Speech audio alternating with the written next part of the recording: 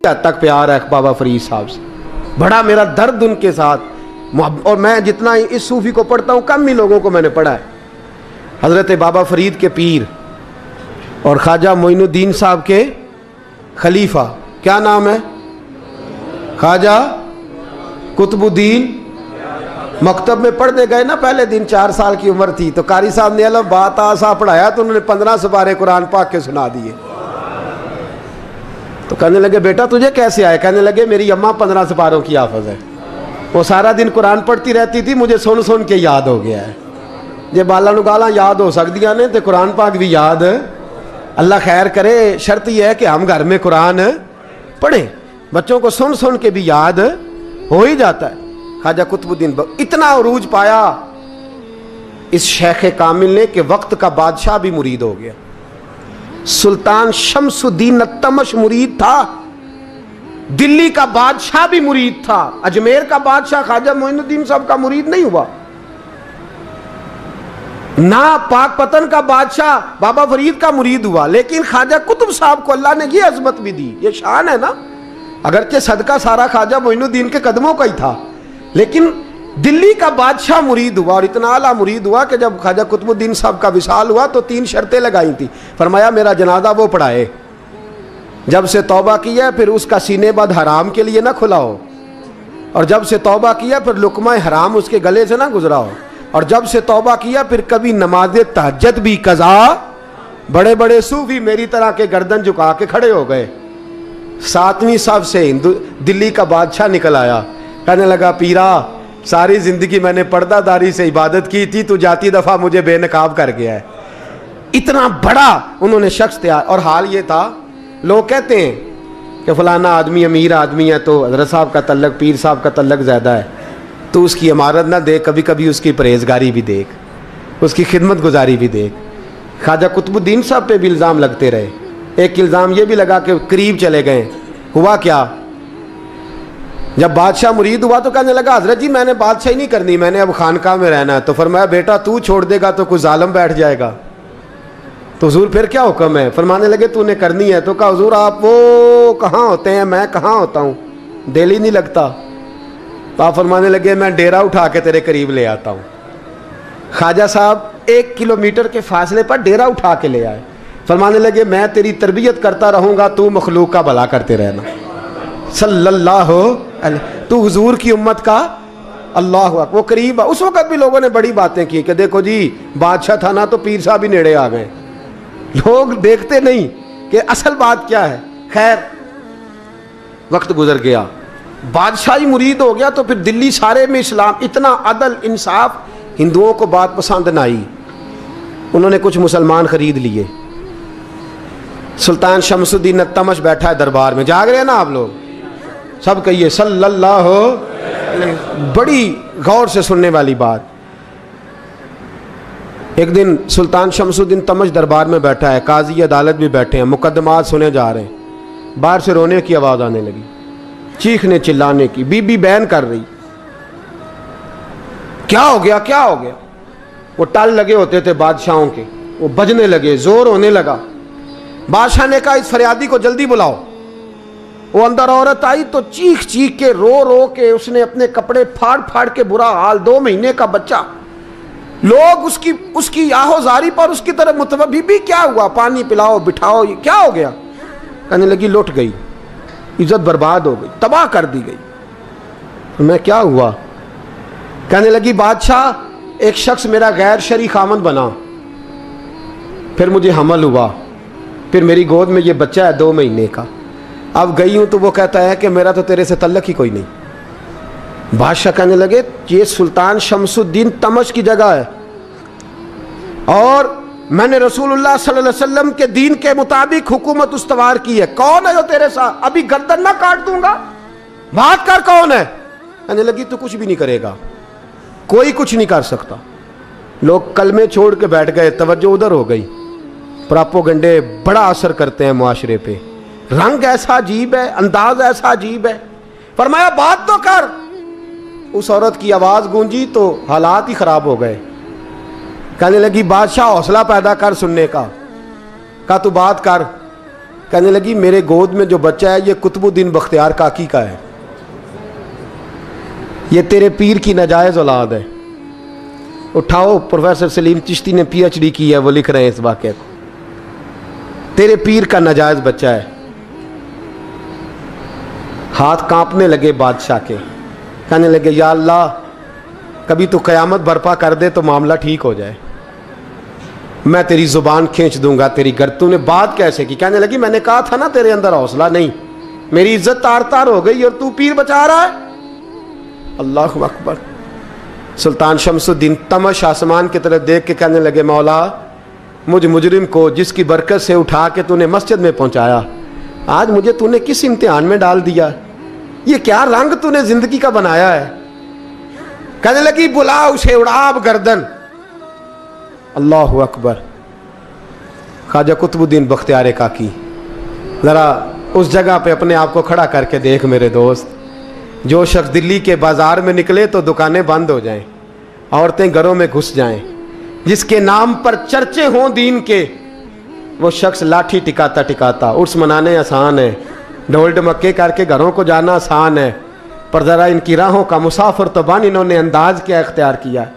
حضرت خواجہ قطب الدین بختیار کاکی، خبر پھیل گئی، اتنی شہرت پاکیزگی کی نہیں ہوئی تھی جتنی اس جرم کی ہوئی۔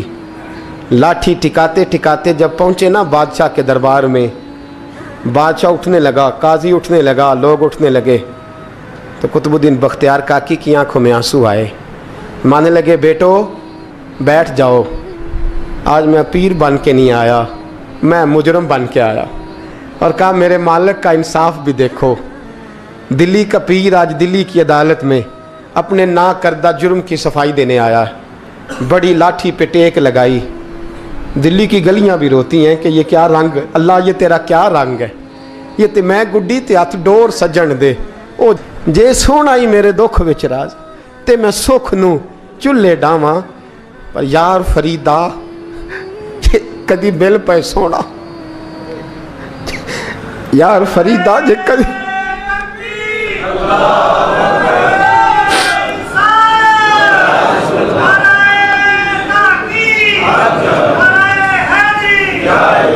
یہ کدی مل پہ سونا، بس انہوں رو رو حال سناواں، ٹیک لگائی ہے، کہنے لگی بی بی بول دے گواہی، کہنے لگی بی بی رب جانتا ہے، رب کا رسول جانتا ہے، پر میں تجھے نہیں جانتا، تو کون ہے؟ کہنے لگی اچھا وہ لوگوں کو بھیج کے تہجد کے بہانے پچھلے دروازے مجھے اندر بلانا، رب تیرا بھول جانا؟ پھر رونے لگی، پھر مکر کرنے لگی۔ مجھے بتائیے ایسا کوئی مقدمہ ہو تو لوگ کیا کہتے ہیں؟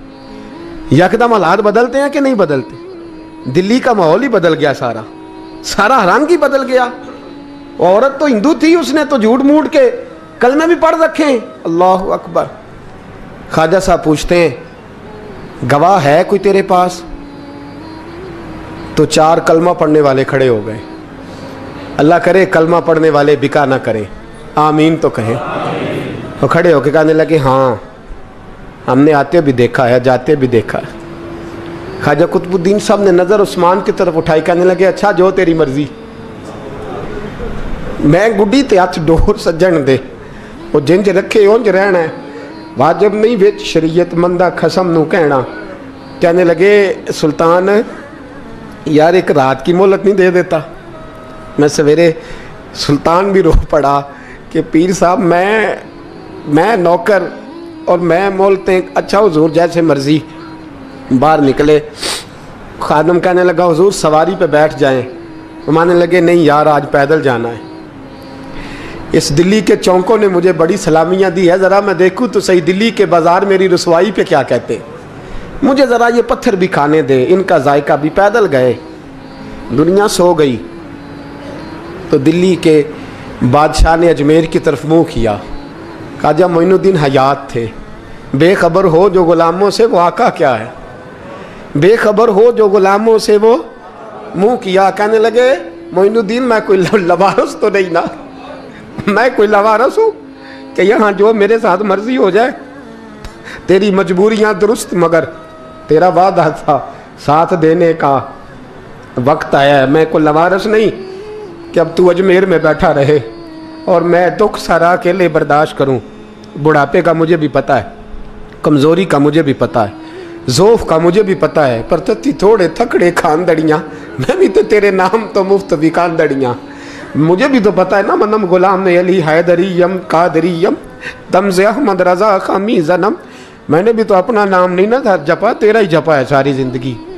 یہ لفظ کہے، کہتے میں رویا، آنکھ لگی تو حضرت خواجہ معین الدین صاحب خواب میں ملے، کہنے لگے قطب الدین میرا انتظار کرنا، میں پہنچ رہا ہوں، میرا انتظار کرنا، میرا انتظار۔ کیا کہا میاں صاحب نے؟ کہتے ہیں مالی دا کم پانی دینا، پھل کچے ہون یا پکے، اے پیر مرید دے سر تے ہی رہندا ہے، جھوٹے ہون یا سچے۔ میں آیا، فکر نہ کرنا۔ حضرت سویرے اٹھے، پھر گئے عدالت، پھر کہا نہ بھائی پروٹوکول، مجرموں کا پروٹوکول نہیں ہوتا، میں اکیلا جاؤں گا، جس کے آگے پیچھے نعرے ہوتے تنے تنہا، 2-4 منٹ زیادہ لے لوں آج آپ حضرات۔ کہتے میں پہنچا عدالت، اور جا کے جب کہا نا کہ ہاں جی حضور بتائیے، گواہ بھی خلاف ہے، مقدم بولیں، تو کہنے لگے مجھے میرے شیخ نے حکم دیا ہے کہ میرا انتظار کرنا۔ پھر وہ جو باتیں کرنے والے تھے کہنے لگے جی کون گیا تھا اجمیر، کون آیا ہے وہاں سے، ہمیں روحانی باتیں نہ بتائی جائیں، یہاں سے تو ایک دن میں پہنچا نہیں جا سکتا، ٹرین بھی 36 گھنٹے لیتی ہے دلی سے جانے میں۔ تو کہا یہ کیسے ہو سکتا ہے، کوئی رات کو رات آپ کو خبر ہو گئی، آپ کیس کو لمبا نہ کریں، بادشاہ مرید ہے، لگتا ہے کہ یہ راتوں رات بھگا دے گا پیر کو۔ اتنی باتیں خواجہ صاحب نے سنی۔ جب بے گناہ آدمی کو یہ باتیں سننی پڑتی ہیں پھر دل بڑا ٹوٹتا ہے، پھر بڑی تکلیف ہوتی ہے۔ حضرت کہنے لگے یارو تمہاری مرضی۔ شمس الدین تمش کی آواز گونجی، فرمایا جیسے انہوں نے کہا ویسے کیا جائے گا۔ 3 دن کے لیے عدالت برخاست کر دی جاتی ہے۔ چیم گوئیاں ہونے لگی، پھبتیاں کسی جانے لگی۔ تیسرے دن شام کا وعدہ تھا، چوتھے دن عدالت جانا تھا۔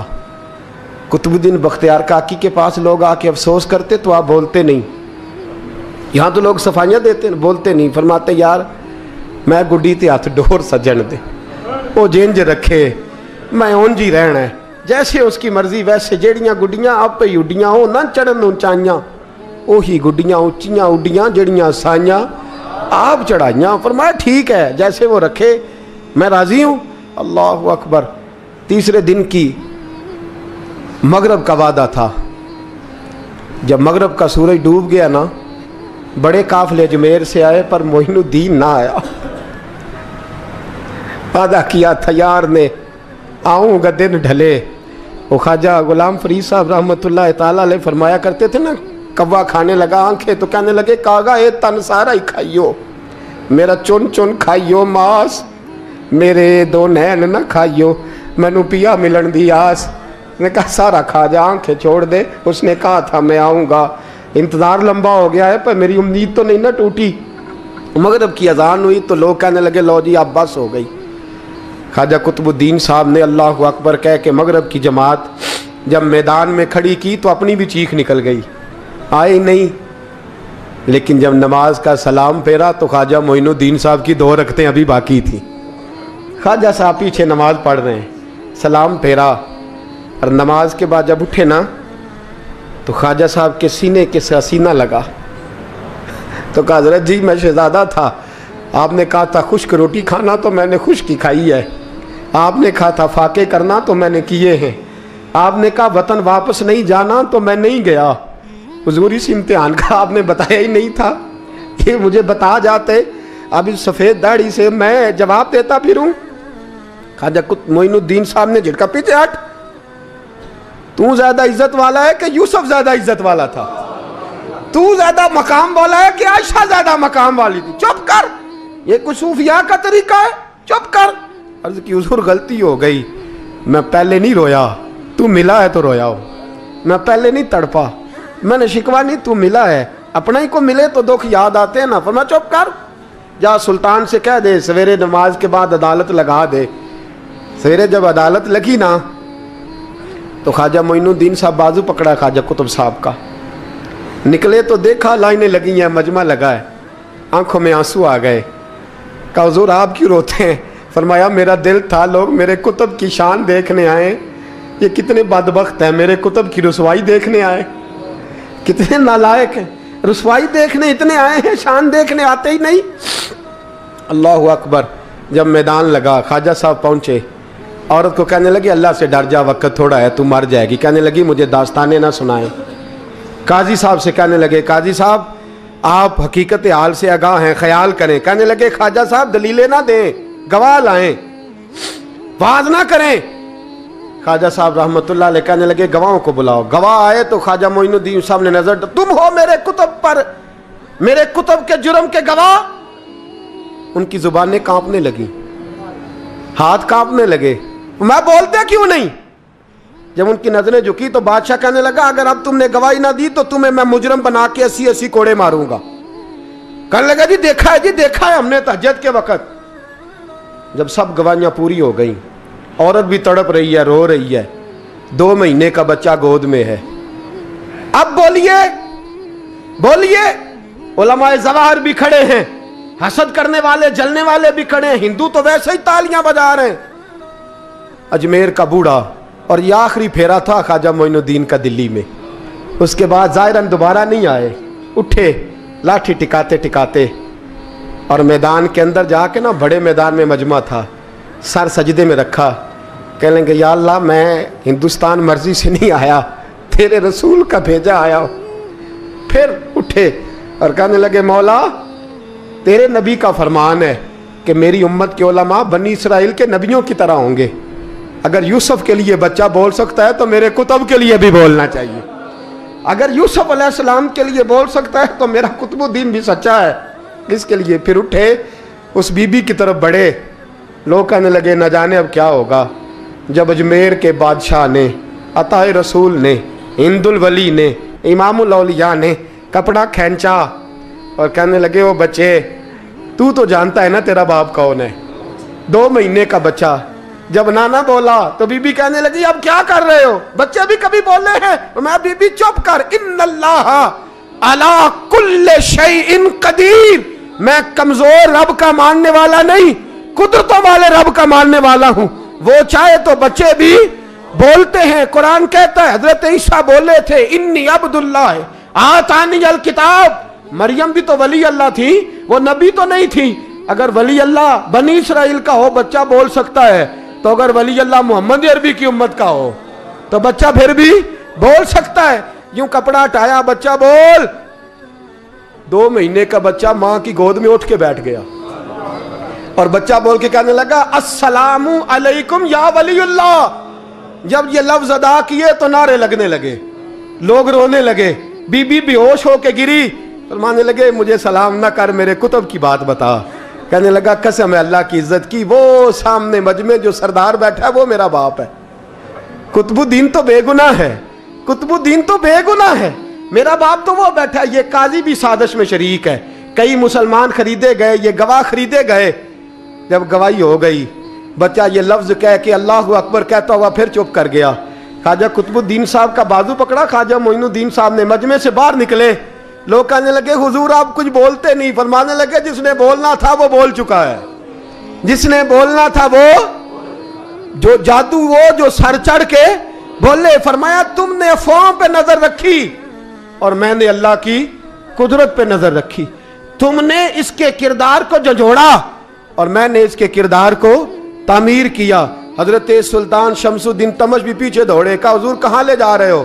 فرمایا کتب میرا ہے، میں جمائر ساتھ لے کے جا رہا ہوں، اب میں نے اپنا بچہ تمہارے سپرد، اب میرے پاس رہے گا، تم نے ستایا ہے میری اولاد کو، اب یہ میرے پاس رہے گا، میں نے نہیں تمہیں دینا۔ لوگ راہیں بچھا کے نظریں بچھا کے بیٹھ گئے، پاؤں میں گر گئے، کہنے لگے حضور ہمارے لیے نہیں، رسول اللہ کے دین کے لیے، ہمارے لیے نہیں، تعمیر شریعت کے لیے، ادائے سنت کے لیے چھوڑ جائیے۔ خواجہ صاحب کہنے لگے قطب الدین جا، تجھے چھوڑ کے جاتا ہوں، اب قیامت تک کوئی تیری رسوائی کی جرت نہیں کر سکے گا۔